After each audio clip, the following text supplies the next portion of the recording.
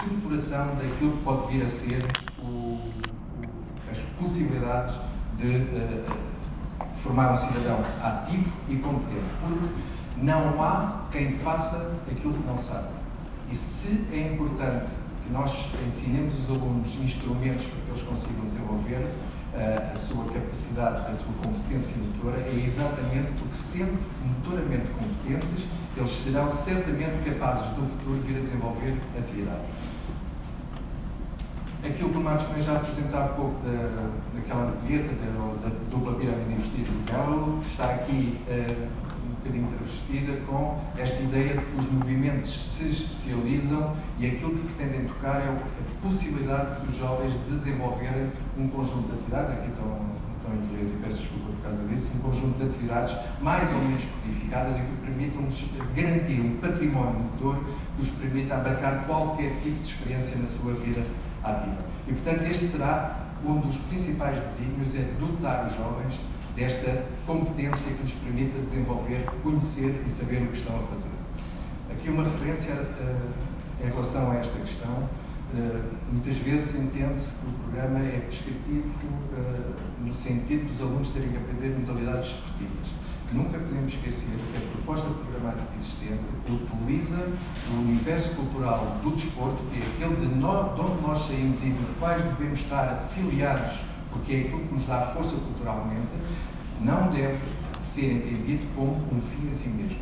As atividades desportivas, matérias chamadas assim no programa, são meios para nós conseguirmos desenvolver competência motora diversificada, multilateral. E, portanto, isto é esta ideia que formata a ideia pedagógica que tem que ser percebida pelos professores.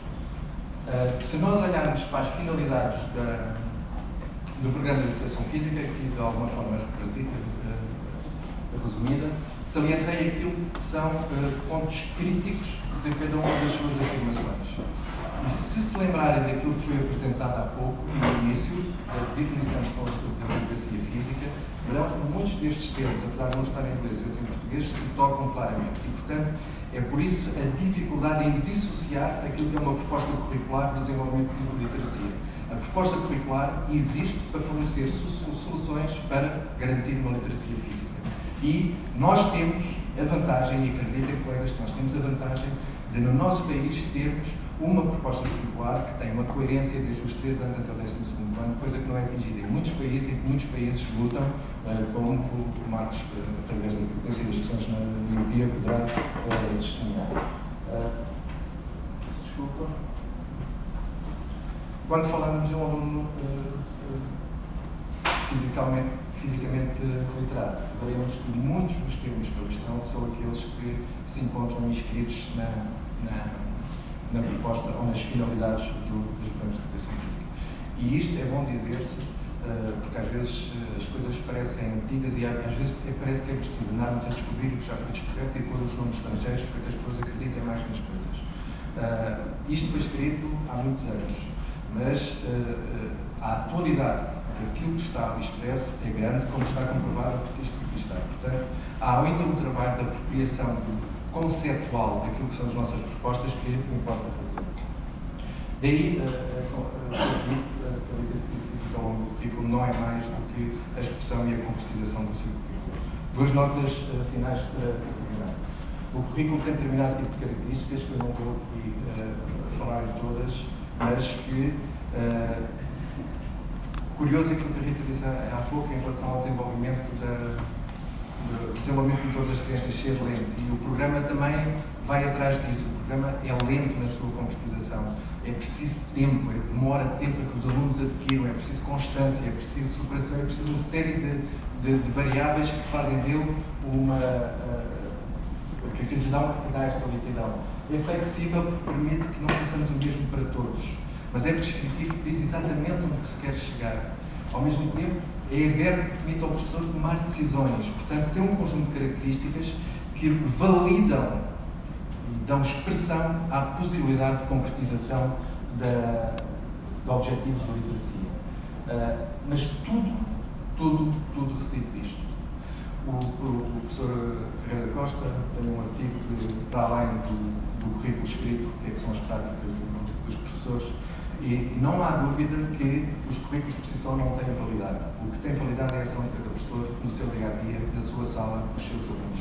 E enquanto os professores não forem capazes de traduzir em ação pedagógica aquilo que são as premissas que estavam elencadas e que são as premissas que nos podem fazer concorrer a essa literacia física, muito daquilo que se pode dizer não é concretizado. E aquilo que são as possibilidades das aulas, o João ainda há bocadinho falou no Change e no Target, mas tudo aquilo que são os propósitos associados fazem parte deste ambiente pedagógico de alguma forma tal e expresso, que tem a ver com os alunos terem aulas no qual têm a gratuidade, aulas que são significativas do ponto de vista físico, mas também do ponto de vista do conhecimento que lhes é transmitido nas suas diferentes variáveis. São significativas porque fazem transformação daquilo que o jovem é num momento que passa a ser outro momento, e são aulas inclusivas, não no sentido de inclusão dos alunos com necessidades educativas especiais, mas no sentido de inclusão de todos os alunos, seja qual seja a sua vontade, o seu querer, a sua capacidade, e isso é que faz a dimensão inclusiva. Aliás, a ideia de inclusividade vai muito para além da inclusão dos alunos com necessidades educativas especiais e quem está na escola bem sabe disto. Uma nota final, que um pouco à margem do que está dito, mas não podia deixar de dizer aqui. Os desafios que nos são colocados, ou começam agora a ser colocados, são diferentes daqueles que a última década nos trouxe. Aquilo que é uma ideia de necessidade de transformação do que a escola é, do que são as propostas curriculares que foram colocadas aos alunos. O André Schleicher tem uma expressão que é the small world of the curriculum, onde todos tentam pôr tudo dentro do currículo e aquilo fica tão pequeno que não se consegue gerir. E, portanto, em todo o mundo existe uma ideia de transformação daquilo que a escola é hoje. E isto obrigatoriamente coloca a cada um de nós um desafio de integração dentro deste processo de transformação. E os processos de transformação são válidos para a inovação que trazem, mas nós não devemos esquecer o património que temos entre nós, quer em termos da informação de professores que temos de educação física, quer em termos das propostas que temos da organização do nosso currículo, como bases fundamentais para a entrada neste desafio. Senão corremos o risco de andar incoerentemente à procura de destinos que não sabemos bem como é que podemos chegar. Tudo isto está em marcha. Para o próximo ano vão existir 186 escolas que vão fazer uma experiência em Portugal com as aprendizagens essenciais num projeto que se chama Autonomia e Flexibilidade.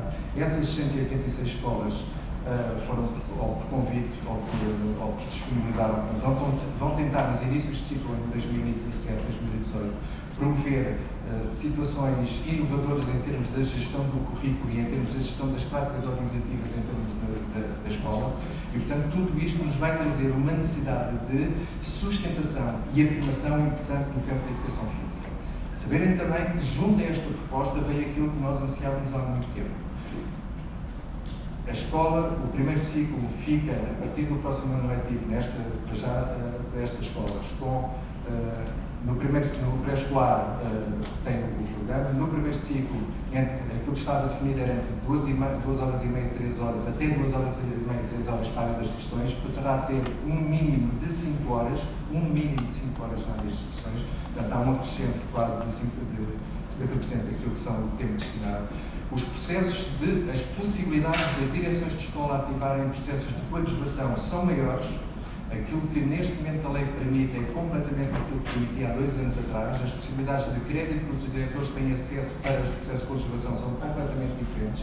Aliás, o Mike já falou aqui, mas o número de escolas que existem com experiências de coadjuvação entre o professor especialista e o professor de primeiro ciclo é enorme, sabendo que a questão do professor monodocente não vai desaparecer do primeiro ciclo nos próximos tempos. No segundo ciclo serão 150 minutos para uma base temporal de 50 minutos, no terceiro ciclo 150 minutos e no ensino secundário 150 minutos, o que faz um tempo total de 450 minutos, coisa que nunca existiu no sistema de ensino português. E, portanto, as condições estão a chegar, importa que nós tenhamos a capacidade de perceber o que nos, em termos de área disciplinar, o que nos é pedido, como é que nós podemos participar neste desafio e, mais uma vez, aquilo que são as nossas possibilidades de desenvolvimento do do currículo são essenciais para nós podermos concretizar esta ideia, que é uma ideia integradora e congregadora também, ligada à literacia física. Obrigado.